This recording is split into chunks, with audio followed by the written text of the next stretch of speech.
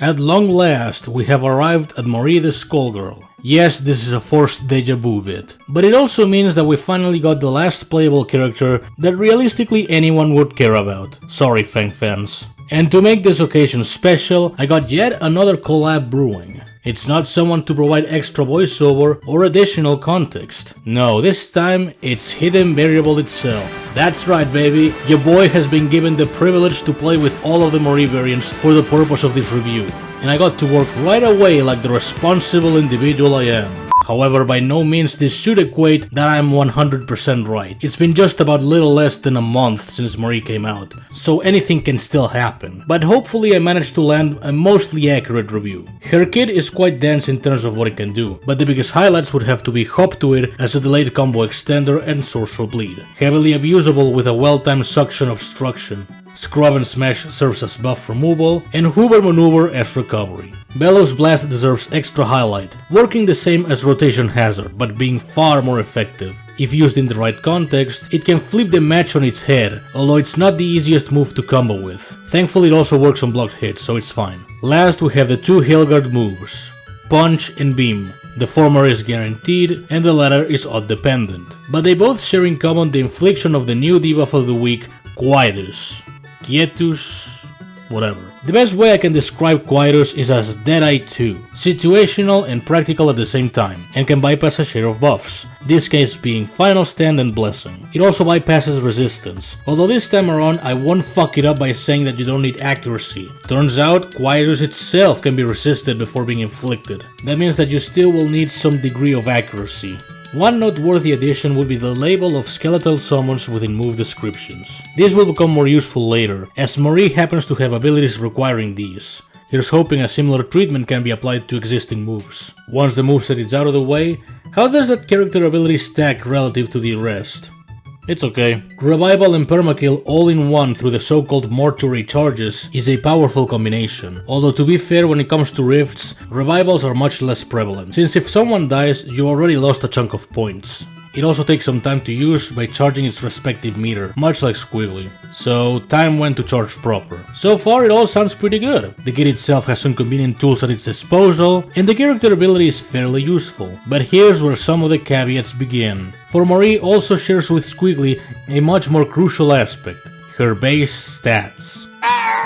Low attack and high health. It goes without saying that you'll have to make up for her lack of attack with some fair investment. Marquee wise, I would consider them on the average side of things. Improved Incineration is miniature Robocopy. The old Robocopy anyway. It's not that stellar, but since the enrages are timeless and not permanent, you could do some inner pieces shenanigans with it. Reinforced Revival, I say, takes a much more defensive role, as it helps to stall out for a couple extra seconds, for all teammates gain extra health and permanent armor when revived. The Prestige on the other hand is straight up forgettable. All it does is inflict a 15-second tops Quietus. Yeah, that's very interesting.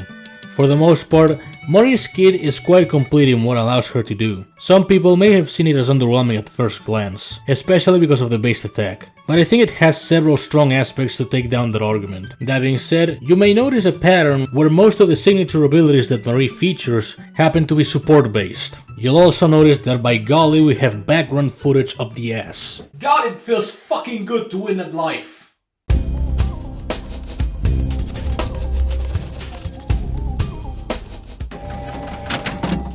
Bare Bones should be your starting choice when it comes to Marie and low budget options. The first ability is highly unremarkable, just gaining thorns on special use. Passable on defense, but she's not built to last in that department. However, it's what this ability contributes to what makes it slightly more valuable.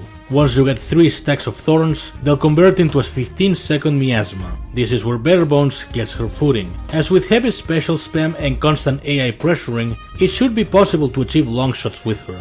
Of course, being a bronze always carries disadvantages. Her attack is horrible, but compensated with the miasma. But that very buff also struggles. You'll only be able to, at most, stack up to 3 miasmas or so without any buff extension support. She's a good early choice if you happen to not have any other Maries, but I wouldn't stick with her for long. Why must you fail me so often? Moody Magus' only advantage over Bare Bones is being slightly stronger than her.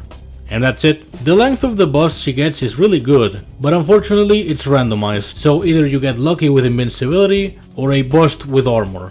Also they're kill or charge dependent, which only becomes a bigger chore on higher streaks. The meter gain while benefiting from any buff is nice, but it also feels underwhelming. I don't know, it's one of those cases that again is good for beginners but falls off from relevancy because she has barely anything to offer. The meter gain can be funny for a couple minutes and that's all there is to it. Just ignore it and invest in bare bones, I would say. Mamma mia! Maid of Honor is a budget star like Rose. I say budget, but she might as well be the better version. Unlike Rose, instead of relying on well-timed blocks, it's just based on regular blocks. Although rather than removing a couple of debuffs at once, it's a 50% chance of removing one per block hit. If your opponent happens to be a multi-hitter and you're suffering about 3 or so debuffs, you have good chances of coming out clean after blocking and without suffering much chip damage. There's one key difference with Rose. This aspect only applies if you're suffering from debuffs, otherwise it will not activate. Last we have the 2% constant recovery while under barrier protection, taking the place of the enrage and regen gains from Rose. It's arguably better since if you were to be cursed midway, you can still keep on recovering. All in all, if you happen to get Rose and invested in her, you got scammed! Or at least you paid more than you should have. Because Maid of Honor does her job much more comfortably, better and at a cheaper cost. If there's a budget Marie that you should invest, make it this one. Although not so much for playing as her directly, her attack is dog shit. There's $20 less in my wallet than the last time I counted it.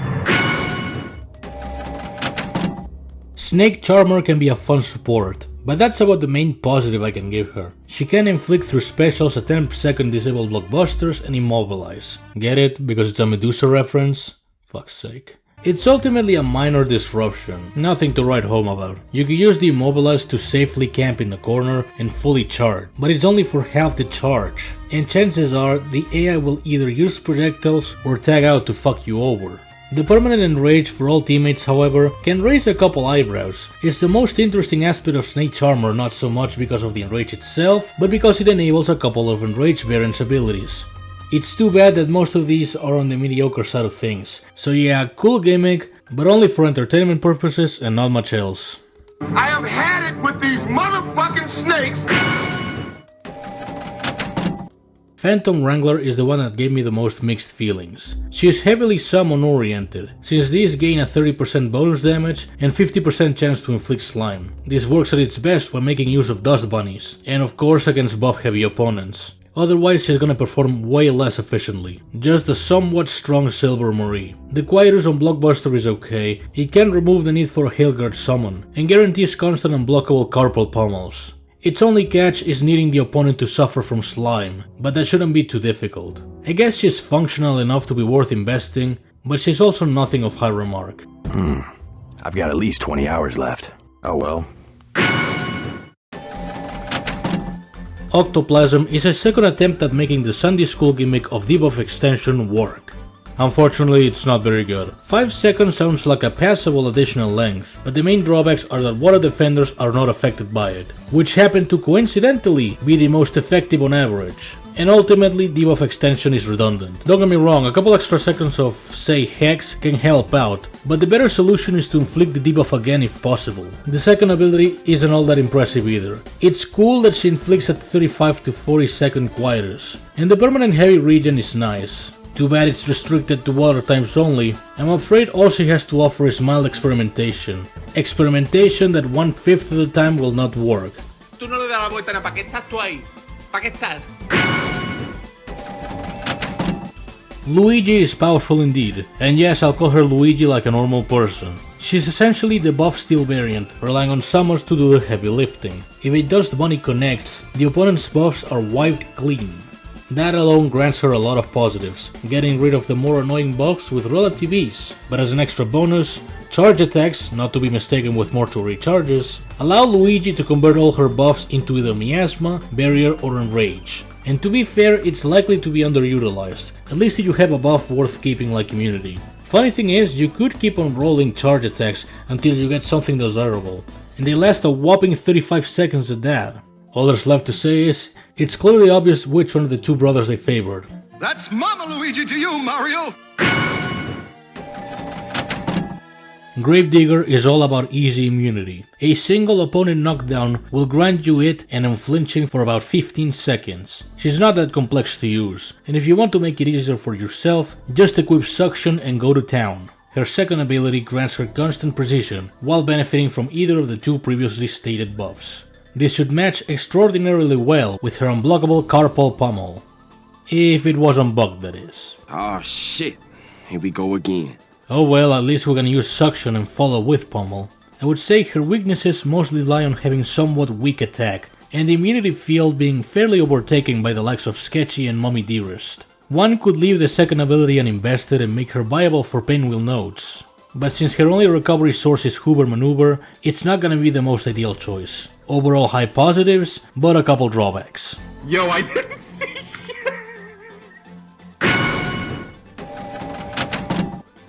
Dark Horse is Perfect Dark 2.0. Much like her, after 10 seconds of facing the same opponent, she inflicts a timeless curse. By itself, it's set on the same place as Perfect, an acceptable curse variant but overshadowed by many other options. Thankfully there's extra additions, such as Permanent Haste. Not only does this provide easy meter gain, but also excellent compatibility with the likes of Martial Outlaw. Furthermore, as soon as she benefits from said Permanent Haste, all Dark Element teammates receive a 50% damage increase. It's basic, but it's a more widespread version of Perfect's Timeless Deathmark. Couple this with Maurice's base kit, and unquestionably Dark Horse manages to come out on top between the two. From deep within this sheriff's heart, please get some help. Despite the large hype over the reference, fuck you for that by the way, Megalomaniac turned out to be a blunder of a defender. Let's examine why. We have permanent armor that can only be removed through blockbusters and is gained at every 30% HP lost of any teammate. And while she benefits from 3 stacks of any armor source, every 15-second interval, and while she's present on the field, she deals damage equal to her attack and inflicts a 3-second stun. Keep in mind, the timer is constant, meaning if she tags in at the right time, that's an instant stun and potentially a dead variant on your end. So what's the reason to dump her so low? Just stick her on the back and she ought to kill things. Well, it's not so simple. Her own blockbusters also remove the permanent armor. Likely done to balance things out, but they overdid it. Second, if she happens to be in the bench, then get a load of this magic trick. Use any Eliza of your choosing, use Weight of Anubis to drag the opponent towards you, then use her outtake. Repeat until Megalomaniac comes in and you just win the game. 1/3 of it anyway.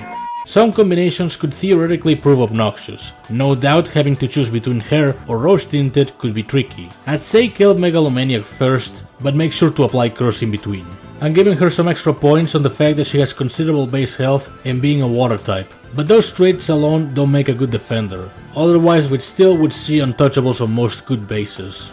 Megalomaniac is a case of being too careful. Maybe tweaking some of her values and conditions to make her a little more aggressive could actually solve her problems. As is, she got herself a bad time. Know your fucking place, trash!